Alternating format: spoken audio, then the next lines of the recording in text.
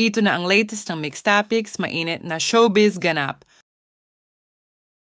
Hindi ko pwedeng kalimutan si Catherine. Maraming salamat, Catherine, sa ating maraming taon na pinagsamahan.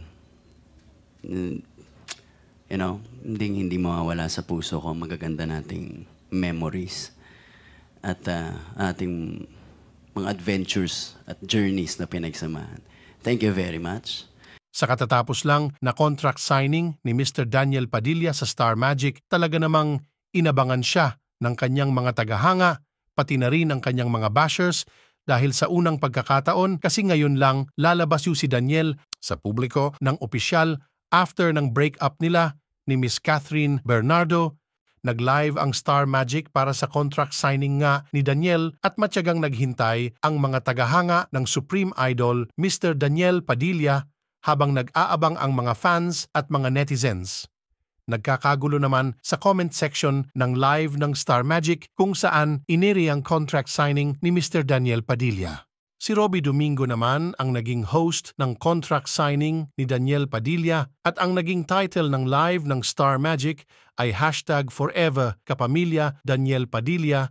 Pinakilala at pinasalamatan nga ni Robby isa-isa ang mga bosses ng Star Magic. Pinakita din ng mga larawan ni Daniel sa larangan ng sports ang mga nakasama sa trabaho at mga naging kaibigan sa showbiz. Tinignan din ni Daniel isa-isa ang mga larawan at sa nawawalang part ng puzzle ay ang kanyang pamilya dahil sila ang bumubuo kay Daniel ngayon. Si Daniel ay nag-celebrate ng 15 years sa showbiz at binati naman ni Daniel isa-isa ang kanyang mga boses sa kapamilya. Pinanood din ni Daniel ang mga video greetings ng mga nakasama niya sa trabaho, mga kaibigan at pamilya. Pinakita din sa video ang mga natanggap niyang awards throughout the years. Sinabi ni Daniel na ang naging sekreto niya para marating ang kinalalagyan niya ngayon ay be true to yourself at yun din palagi ang ino-offer niya sa trabaho na making totoo sa sarili palagi at ma-share pa ang talent niya sa musika.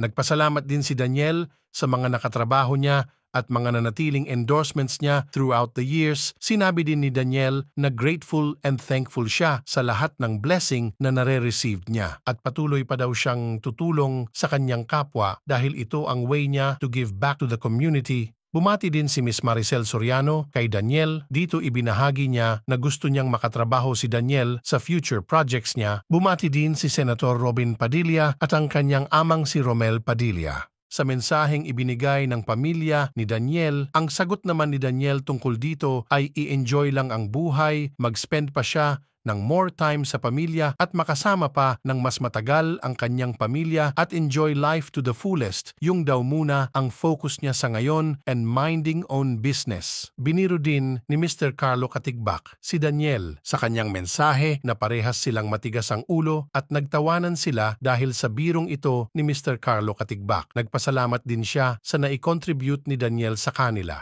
Nagbigay din ang ina ni Daniel na si Miss Carla Estrada ng mensahe sa anak. Nagpasalamat siya sa mga tulong ng anak para sa kanilang pamilya. Pinayuhan din niya ang anak na anuman ang kalsadang dadaanan niya, galingan niya at ialay niya ang lahat sa Panginoon.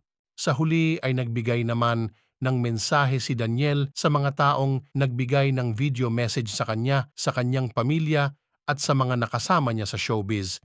Pinasalamatan niya lahat ang mga taong nakasama niya sa labas at loob ng showbiz. Binigyan din ni Daniel ng panahon ang kanyang mga fans para pasalamatan silang lahat. Inamin niya na marami siyang nare-receive na hates, bash, mga positive messages. Inamin ni Daniel na nasasaktan siya and it makes him human. Pinasalamatan niya din ang kanyang big fans, ang Kathniel. Sinabi niya na good memories lahat ng mga naging experiences niya sa kanyang mga fans. Pinasalamatan din niya ang mga totoong kaibigan niya sa loob at labas ng showbiz. Tila makahulugan din ang binitawang salita ni Daniel patungkol sa mga totoong kaibigan. Sa huli ay pinasalamatan ni Daniel si Miss Catherine Bernardo sa lahat ng kanilang pinagsamahan, travels at sa lahat ng memories nila together. Hanggang dito na muna mga kamix. Please check my podcast and playlist for more related videos. Salamat po. Ano ang masasabi ninyo sa talakayang ito? Kung mayroon kayong kuro-kuro, please leave a comment in my comment section. At kung nagustuhan nyo naman ang video na ito, give me a thumbs up, pindutin ang notification bell para updated kayo sa mga bagong mixed topics at don't forget to subscribe. Thank you.